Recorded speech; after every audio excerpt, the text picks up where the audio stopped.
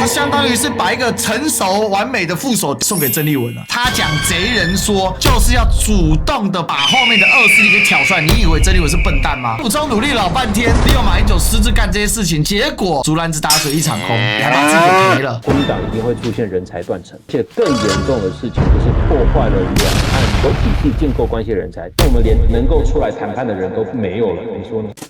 Ladies and gentlemen, welcome the host.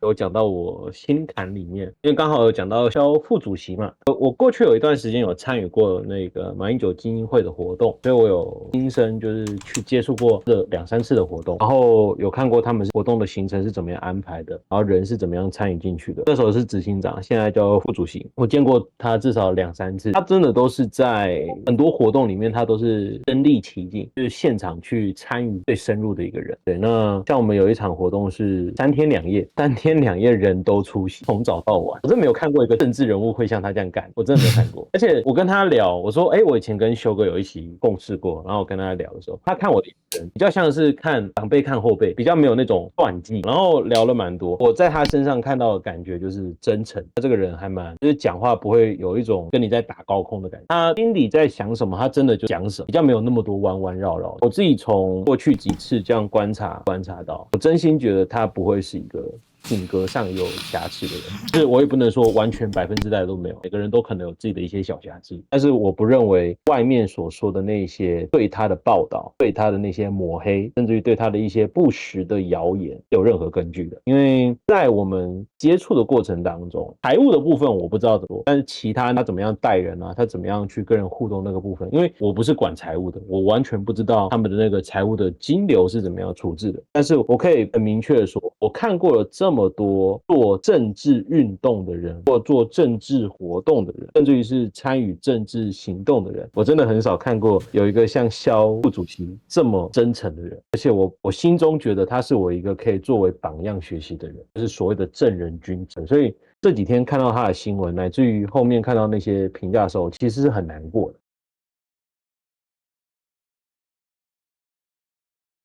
我不知道修哥有沒有參與過馬英九基金會的活動。我分享一下，馬英九基金會很特別，他辦過了9屆以上的兩岸青年學生的交流活動，而且是每一年不是只有辦一場，數十場以上，一場都是20-30個學生去對岸交流。學生嘛，真的很窮。馬英九基金會能做的事情就是幫忙補助一點，像機票費，還有一些吃住的，對，幫助孩子，尤其是大學生去增廣見聞，用一個比較安全的管道，或者是我們說不管是什麼管道，你至少可以透過這個方式增加你的視野。所以會參與馬英九基金會活動的人，絕大多數都是我們說意義上的年輕人。多年輕呢？30歲以內，我去參加都有點老了。那他們的要求很簡單，18歲到30歲之內的年輕人，然後是大學研究所，然後你只要有簡歷過去，然後有好好就是介紹一下自己，那基本上來者不拒。常常也辦很多課程活動，他除了去對岸交流以外的活動，他還有很多課程，很多都是所謂的國際關係的課啊，兩岸關係的課啊，還有一些增加自己的國際視野、學習能力的增加，因為他會邀請很多這方面的研究專家的人員到基金會裡面演講，然後裡面的志工性質就是這些年輕人曾經有參加這個活動，然後等到他們年紀大一點了，或者是等到他們的研究所啊，或者是準備社會畢業的時候，再回過頭來去幫忙馬英九基金會去做一些客服啊。然後蕭執行長真的就是在整個活動當中，你更多是給人家舞台，他很少會去搶麥克風，會交給主講的那些講師。所以他經營馬英九基金會的這9年，我剛剛好運氣很好，參加到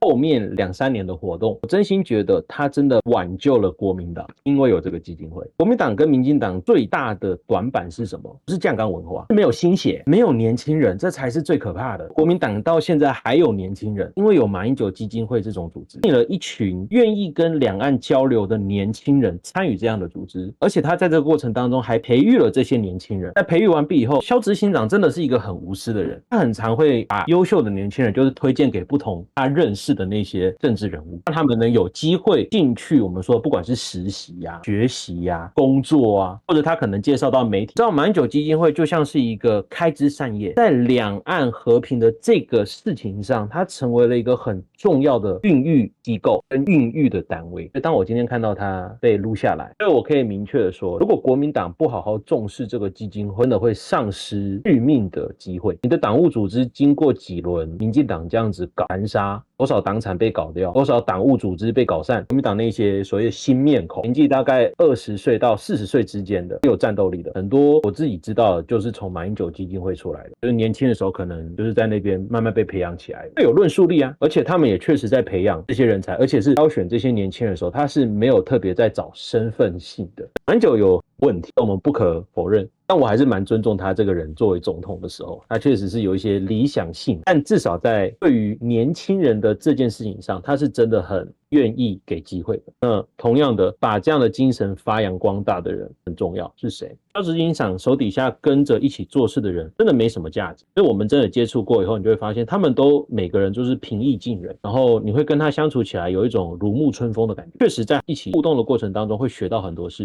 然後我也可以看得到那些願意在基金會裡面付出的年輕人，他們身上的亮光，我們說叫理想性的，很願意就是為這個國家、為這個社會做一份力。今天發生這樣的事情真的很傷，所以我都可以想象得到，對於那些年輕人是有很大的挫折，更何況是未來。真的是覺得馬英九基金會可能是國民黨最後一個能培育出新血液的環境，我真的覺得需要奉勸給這些高層知道的事情。你要重新再培育出這樣的環境，是要花時間跟精力還有人力的。然後以現在台灣的狀況來講，還來得及這樣子培育出來，不樂觀。現在學術界搞兩岸活動已經基本上是停擺了，學生要能夠用比較合規的方式去對岸，已經不像以前這麼容易，多都是要個人申請，沒有辦法像這種團體性的去參訪交流。它是組織兩岸交流，乃至於兩岸相關政策議題重要的，我們說智囊，乃至於政治的人才庫。最後一個就是，我覺得這個算是少數幾個沒有醬缸化的地方。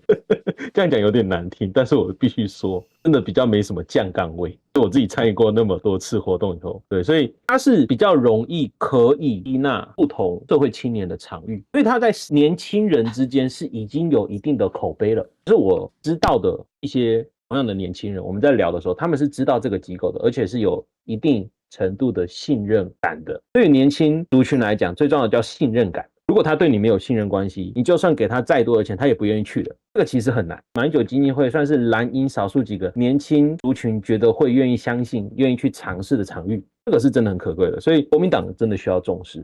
如果他不去重視短時間內好像看不出什麼問題，但是長時間來講，國民黨一定會出現人才斷層，而且更嚴重的事情就是破壞了兩岸有體系建構關係的人才，那我們連能夠出來談判的人都沒有了，你說呢？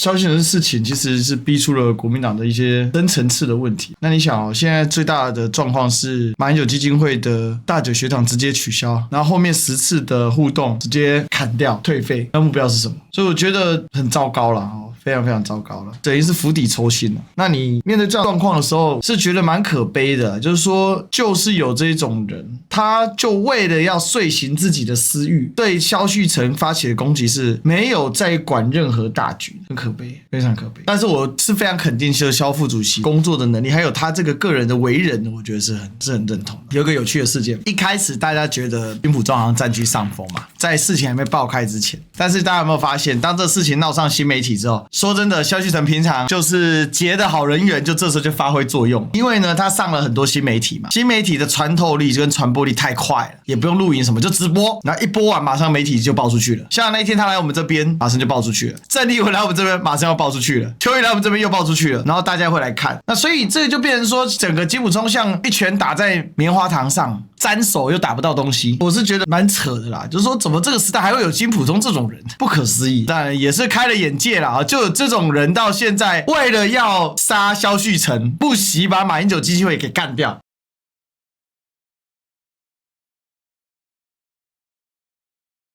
蕭旭晨他現在已經跟馬基會沒有什麼關係了，但他依舊保持着國民黨副主席的這個身份。那我想有一個疑惑，就是說，在鄭麗文依舊是主席的情況下，蕭旭晨理論上還是可以作為這個鄭麗文的親信參與兩岸事務的。而且大陸人對馬基會看法，很多人你去網上看都是說他是來騙吃騙喝的，評論是比較負面。所以說，從我們的看法来看，消息城它可以作為一个两岸沟通的桥梁，可能不因为马習會的這個相關的職務而改變。我不知道歷史哥您對這個做法。馬習會基金會的這個馬英九基金會，馬英九基金會，因為它不是國民黨基金會，它其實是馬英九他的一些朋友出資給他所辦理的。所以馬英九基金會既然叫馬英九基金會，那肯定馬英九是具有相對高的影響權。只是凡事還是要講個流程嘛，這些流程程序這個都規定在相關的法令法規裡面，他也不可能跳過。所以馬英九基金會這一次鬧了大笑話嘛。第二個，我覺得蕭旭岑最主要的角色啦，還是扮演好他現在作為國民黨在兩岸交流當中，其實他就是完全可以代表鄭麗文。事實上，經過這個事件之後，因為國民黨的副主席沒有情勢上的位列，就是說，比如說有3個副主席。可能他不會去講誰才是1，誰是2，誰是3。現在有3個嘛，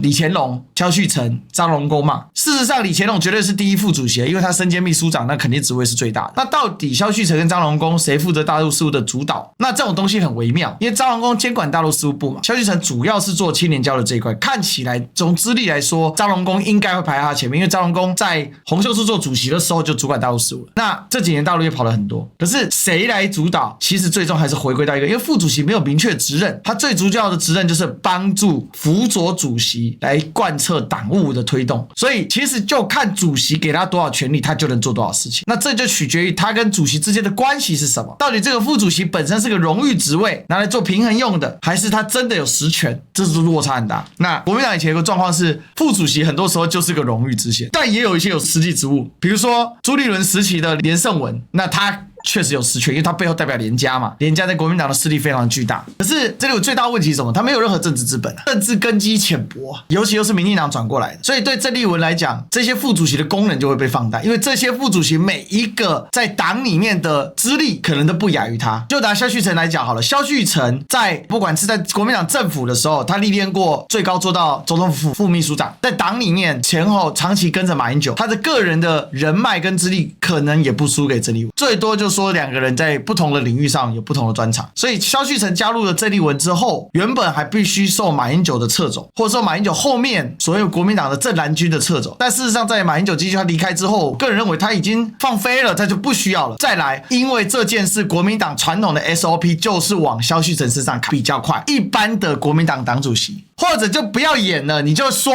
前面的醬缸系、建制系黨主席第一刀一定砍上蕭旭岑。如果你砍蕭旭岑啊，我才不要打壞跟馬英九的關係。可是呢，在這個事件當中，鄭麗文第一時間跳出來挺蕭旭岑，更甚而呢，直接在我的節目上說賊人說，賊人就自己跑出來了，效果立竿見影。也許這不是最好的處理方法，但鄭麗文的釣魚功力果然是厲害。所以我想哦，這事情鄭麗文明快的處理，有一件事情是改變了一個國民黨文化，就是這個黨主席不會隨便變卦，不會只為自己，他是勇於認識。再來，蕭旭岑這一刀，馬英九相當於把自己培養的數十年的得力幹將啊，而且呢，從來不去搶老闆風頭，做事情有為有守，溫良恭儉但不讓。蕭旭岑是勇於認識的人，他不是把事情讓出去的人，他相當於是把一個成熟完美的副手送給鄭麗文了。鄭麗文這時候出來挺蕭旭岑，我就問一個問題嘛，蕭旭岑對鄭麗文的忠誠度是上升還是下降啊？他以後幫鄭麗文是真心誠意的幫，認真努力的做，還是因為還有另外一個老闆有所顧忌的做？所以這個邏輯就是在這裡啊。這鄭麗文看得很清楚，他講賊人說就是要主動的把後面的惡勢力給挑出來。你以為鄭麗文是笨蛋嗎？賊人不賊人該不該講？很多人說他是失言。從現在來看，金溥聰已經毫無影響力了嘛。整個馬英九基金會的內帳風波根本是個笑話嘛。到現在說不交給檢調了嘛，自己查。所以這整件事荒謬嘛。就金溥聰努力老半天，想辦法去取得馬英九的委託書，利用馬英九私自幹這些事情，結果得到的是什麼？竹籃子打水一場空，還不打緊，還把自己給賠了，都快70歲了。所以我那天呢，我在節目上我就公開的呼籲，我說金溥聰先生都快70歲了，放過自己也放過其他人，大可不必啊，真的啊，大可不必啊。所以他的內容是什麼？我是覺得鄭麗文這次這個處理是很正式風格啦。你表面上看他在賭博啦，實際上他已經算好了，不要低估鄭麗文的能力了。他雖然很自信，有些人也不喜歡他那一份自信，覺得他很自負。這樣我想大家都可以理解。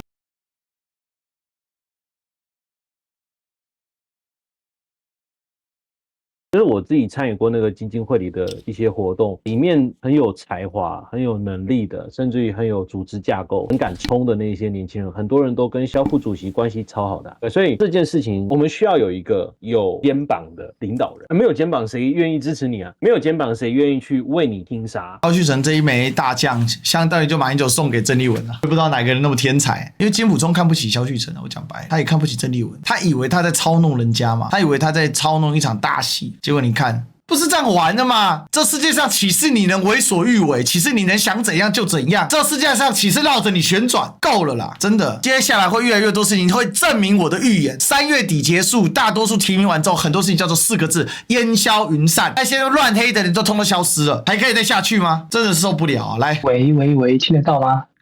有。那跟今天的這個其實是從劉老師到剛剛報告蕭旭晨這件事情相關的心得體悟啦。其實聽到蕭旭晨今天的這個狀況呢，我個人是真的很唏噓，因為我是深度的體驗到兩岸教育交流的興與衰。大家知道我是本土的台灣人，我還甚至是原住民。那我高中畢業之後，那時候我是用學測我去申請大陸的學校，然後從此之後我在大陸待了10年，在北京先去那個中國人民大學国關學院，然後後來呢，我去在大陸的一個網絡教育公司工作。然後我教的其實也是社會3科，主攻的是施政。那當然後來疫情期間呢，那家公司遭受一點麻煩，但那時候我已經跑路，我去念研究所。研究所的時候，我研究的就是台灣史。所以呢，這個兩岸交流，我真的是這幾年我是碰了很多，我也知道有很多機構、很多學者、很多这個單位在做相關的東西。這幾年被整得很慘啊，很多這個機構啊，這個被抄的被抄啊，被關的被關啊，被起訴的被起訴啊，被限制啊，甚至那個很多高中的校長啊都被發函警告。包括我比較兩岸的台灣的這個教改啊，然後兩岸的這個學術交流的內容情況，其實我深深的覺得台灣的這個教育制，尤其是社會科的教育體制是非常的被政治化的，不管是實際上的人事上被政治化，連教綱裡頭都被政治化。所以說很多老師他在經歷過舊課綱、新課綱，然後不斷的調，其實他們是很跳動、很迷惑、很難以自己說服自己教的是对的東西。那最近有一個北一女的老師常常跳出來，他也被警告了嘛。其實有他這樣的經驗，有他這樣的心緒的人，高中老師其實很多。他以前接受的教育，他以前接受的學術訓練，他以前認識到的東西，現在全部要推翻，然後全部要用這些唯心的東西去教育他的學生。而如果他教育的偏離了現在的執政者的意志，不只是會直接的受到來自官方的壓力，學生可能就要起的公司把你給打下去，把你給整肅下去。然後呢，我們的課綱的審定，我們的課綱的編排的時候，其實是很沒有一個廣泛的討論的結果，然後就是硬要推，硬要強行的把一種執政者的觀念給灌輸進去。就像上個月228才剛過嘛，那一次呢，其實就有很多老師在講說228的歷史啊，比另外的一種聲音，尤其是像亮哥之前常講的那種本土左派的聲音，一直是被排除在討論之外，不許討論，沒有人可以討論，誰敢討論，誰就要被清除出這個體系。真的是到這個地步，所以說我很能體會很多這個在台灣的老師啊，我在台灣沒有教過書，也都是在那個補教體系那種編制外體系教，所以我很能理解在體制內老師的感應，他的那個糾結，然後呢又要福音於整個大環境的那種痛苦。那我就很簡單的講到這裡啊，就簡單的抒發自己的感悟這樣。剛那個老師有提到的沒有錯，但我知道我的好幾個認識的教授，他們就受到警告。就是那個也不能說警告啦，就是發函通知嘛，然後跟你講風險性啊，然後甚至於有些用詞上有點像是指向性的意味。那教授都已經收到這樣的通知，更何況是校長跟其他老師。回到一個本質的問題，就剛剛有朋友問到說馬英九基金會啊，馬金到底有什麼樣的用處啊？這個馬金是少數幾個敢扛過這樣的壓力，繼續主持兩岸交流的機構，在台灣民間機構。對，所以如果這個機構真的就是被這樣搞掉的的話，或者中斷了這樣的兩岸交流的機會的話，台灣真的就是已經只剩下個人的兩岸交流了，就沒有这種团體性質的两岸交流。這是一個很嚴重的事情，也是一個很危險的事情，因為這個很容易就會把台灣接下來中斷了兩岸和平發展的一個可能性，就只剩下升級衝突嘛，所以我才會真心希望這個機構不要被這樣搞掉。但是我們講的叫防火牆啊，真的就是這樣。